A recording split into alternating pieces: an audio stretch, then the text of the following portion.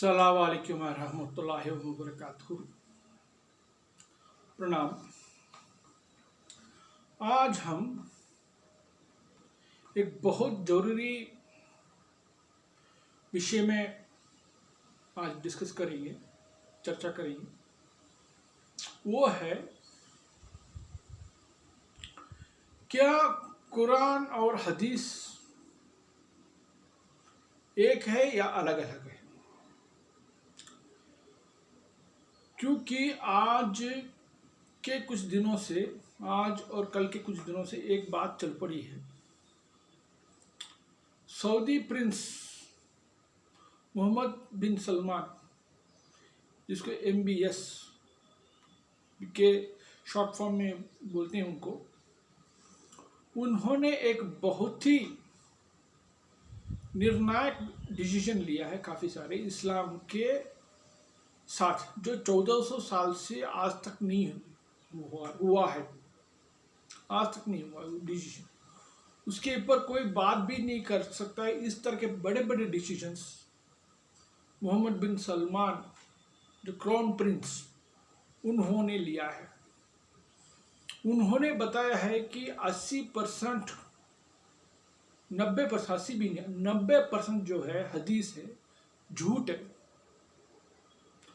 और इस्लाम जो है शरिया और हदीस के बिना है भी नहीं। इसके इतिहास के संदर्भ में हम थोड़ा देखते हैं, थोड़ा पीछे जाते हैं इतिहास के ऊपर। जब 1400 साल पहले इस्लाम का जन्म हुआ है अरब देश में, वहाँ के उन अरबी लोग छोटे छोटे टुकड़ों के ट्राइब्स थे, आपस में लड़ते थे। उनका पेशा था ऊंट चराना, बकरी पालना, इस तरह की थी। उनका ना कोई सियासी से लेना था, ना दुनिया को जीतना है, ना कोई धर्म में, ना इस तरह के थे। वो जीवन अर्पण करते थे और आपस में लड़ते थे। वहाँ बीचों बीच रेगिस्तान के अंदर एक धर्म एक शख्स से हुआ जो मोहम्मद नबी सल्लल्लाहु अलैहि वसल्लम से बोलते हैं, और उसने दुनिया के 3 बड़े बड़े सभ्यताओं को समाप्त कर दिया। ताज्जुब की बात है। और यही जो ऊंट चराने वाले और बकरा चराने वाले लोगों ने, यही अरब लोगों ने बहुत जगह को फतह किया और बहुत बड़ा साम्राज्य बनाया इस्लाम की। और जैसे बेसेंटीन है, वो पहले रोम का साम्राज्य का एक हिस्सा ही है। रोमन साम्राज्य ही मान के चलो एक तरह का। ईस्ट का रोमन एम्पायर समझ लीजिए वो। दूसरा है इजिप्ट का बहुत पुराना फेरोस, इनकी सभ्यता को समाप्त कर दिया। वहाँ फारसी धर्म का समाप्त कर दिया। लेकिन हिंदुस्तान में जब आया है, यहाँ आके उनको टक्कर ऐसी मिला कि हिंदुओं को समाप्त नहीं कर पाए, या लेकिन आज तक तो युद्ध कर रहे हैं, युद्ध में वो हिंदुओं को समाप्त नहीं कर पाए।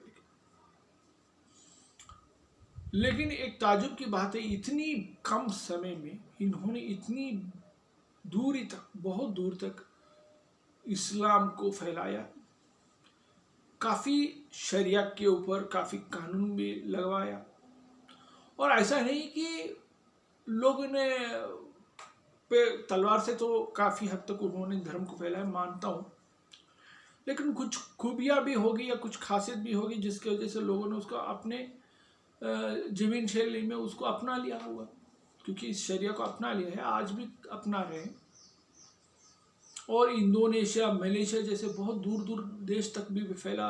अफ्रीका के नॉर्थ के अफ्रीकन कंट्रीज में भी पूरा फैल गया। स्पेन में गया और हिंदुस्तान में वो इसको टक्कर मिला और यहाँ रुका वो बात आखिर में। लेकिन आज 1400 साल के बाद हम पलट के देखते हैं वापस इधर, तो ऐसा लगता है इस्लाम समाप्त हो रहा है।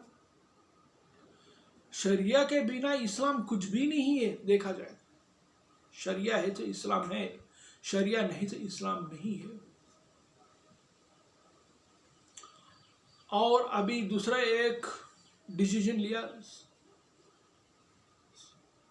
क्राउन प्रिंस ने कि मस्जिदों में माइक में आवाजान नहीं होगा और आवाज रखना है तो बहुत कम रखना पड़ेगा। इतना बड़ा डिसीजन इंडिया में भी नहीं हो सकता, इंडिया के सरकार भी नहीं लेता है ऐसी बड़ी डिसीजन। इतनी बड़ी बड़ी डिसीजन जो है सऊदी एरिया में ले रहा है, जो 2 इस्लाम के बड़े मस्जिदों का घर है और वो सुलेमान जो है वो गार्डियन है उनकी। इतनी बड़ी फैसला से बहुत ताजुब लगता है और आश्चर्य भी लगता है कि, और बहुत एकदम एक आश्चर्य की बात है, हमारे बगल के जो बनाना रिपब्लिक पाकिस्तान है, जो उम्मा की बड़ी फिक्र करने वाले हैं और हिंदुस्तान के मुसलमान की बड़ी फिक्र करने वाले, कश्मीर के मुसलमान को बहुत फिक्र करने वाले हैं, अफगानिस्तान के एक से एक दाढ़ी और काले टर्बन पहन के दिन रात जिहाद चलाने वाले, ये सब कुछ बोल ही नहीं, इतनी खामोश है, खामोश। ऐसा लग रहा है कि मुंह में क्या गम वम लगा के बैठ गए, क्या पता नहीं, किसी के मुंह से कुछ जवाब ही नहीं। क्योंकि तालिबान अफगानिस्तान को शरिया के मजबूती में चलाना चाहता था, यही लड़ाई था। क्यों औरंगजेब भी अपने सखे भाई दारा शिकोही को मार डाला सिर्फ शरिया के लिए। इस शरिया ने पता नहीं कितनी लड़ाई और जंग करवाए और इस्लाम को कितनी फतेह दिया हर जगह पे।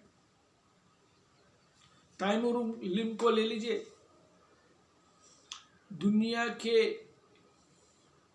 1/4 का हिस्सा को उसने राख और खाक करके कत्ल करके डाला था तैमूर ने, इस इस्लाम के नाम पे, इस शरिया के नाम पे। जिस शरिया के अंदर इतना दम थी, जिस शरिया से दुनिया कांपती थी, उस शरिया क्या हो गया आज की तारीख में। ISIS को देखिए, उस ISIS ने शरिया को लागू करने के लिए कितनी बड़ी जंग छेड़ी थी, कितनी खून खराबा हुआ, कितने देश उसमें शामिल हुए उससे लड़ने के लिए, वो भी चला गया। अभी ये बात ये आती है 1400 साल के बाद क्या वाकई शरिया कमजोर पड़ रही है? शरिया कमजोर होने का मतलब है इस्लाम का कमजोर होना। मैं एक और बात इतिहास में एक और चीज जिक्र करने के लिए भूल गया, मुझे माफ कर दीजिए भाई साहब, अभी वो भी बता देता हूं मैं। तुर्की का ओटोमन एम्पायर, जिसको आज इस्तांबुल बोलते हैं, वो पहले कॉन्स्टेंटीन बोला जाता है। वहां से जो ओटोमन एम्पायर ने पूरा यूरोप में तहलका मचा दिया था इस शरिया के कानून और इस्लाम के नाम पे। और जो सीरियन क्रिश्चियन से या रशियन क्रिश्चियन से, जो ऑर्थोडॉक्स क्रिश्चियन चर्च है, उनके साथ बहुत जंग किया, उनके पर बहुत अत्याचार भी किया हम लोगों ने। आर्मीनिया में वगैरह में, आर्मीनिया में, बॉल्कन में इन्होंने बहुत बर्बादी की, बहुत लड़ाई झगड़ा की। इनकी रुसवाई इतनी ज़्यादा थी, यूरोप के बहुत बड़े किंग्स जो थे, चाहे हंगेरी के हैं, चाहे फ्रांस के हैं या स्पेन के हैं, लोग इस ओटोमन एम्पायर से डरते थे एकदम, कहीं हम हार ना जाए। तो इतना ताकतवर जो शरिया और खलीफा थे, ये सब कहाँ चले गए? देखते देखते समय के साथ सब जंग पकड़ ली, ये मुझे ऐसा लगता है। उसको रिवाइव करने के लिए ISIS ने भी कोशिश किया, तालिबान ने भी कोशिश किया, लेकिन हो नहीं पाया। क्या इसका डायरेक्ट लिंक ये कह सकते हैं, क्या इस्लाम कमजोर पड़ रहा है या शरिया कमजोर पड़ रहा है? अभी इस संदर्भ में और इस विषय में, इसके ताल्लुकात से मैं ये बता सकता हूँ, प्राणनाथ जी के वाणी के बीतक को हमको देखना पड़ेगा कि प्राणनाथ जी को मैंने पहले बताया था कि हिंदुस्तान के हर मुसलमान कम से कम, मैं तो मानता 25 से 30% के मुसलमान, वो भी खास तौर से एमपी और यूपी और गुजरात और राजस्थान के मुसलमान को ये बाखूबी से मालूम है श्री प्राणनाथ जी ही इमाम मेहंदी है, जिसकी आने की खबर कुरान में और हदीसों में इशारे में है। हदीस में तो खुलेआम पे है और कुरान में इशारे पे है। अभी इस संदर्भ में आता हूं कि एक घटना के ऊपर मैं बताता हूं। जो औरंगजेब को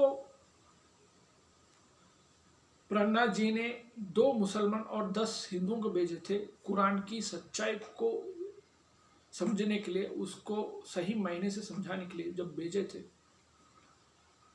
तब औरंगजेब के दरबारियों ने इन मोमिनों पे और इमाम मेहंदी के अनुयायियों पे काफी बुरा व्यवहार किया था। और ये बात जब इमाम मेहंदी को पता लगा, इमाम मेहंदी ने एक वाक्य बताया कि इनको मैं जड़ मूल से उखाड़ दूंगा और इनकी शरिया को मैं खत्म करवा दूंगा। ये सही बात है। अगर आपको चाहिए, मैं बीतक साहब है हमारे पास, उसमें मैं साफ दिखा दूंगा। ये अभी कमजोर पड़ जाएंगे हमको लगता है, क्योंकि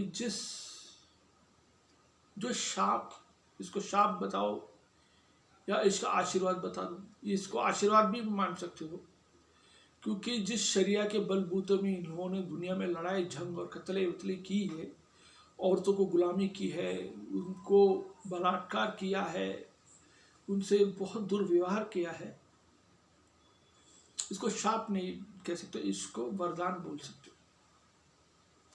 तो ये जो प्राणनाथ जी ने, इमाम मेहंदी साहब ने जो आशीर्वाद दिया है इस पे, हमको लगता है वो वाकई सच हो रहा है। लगता है, ये लगता है हमको वाकई सच हो रहा है।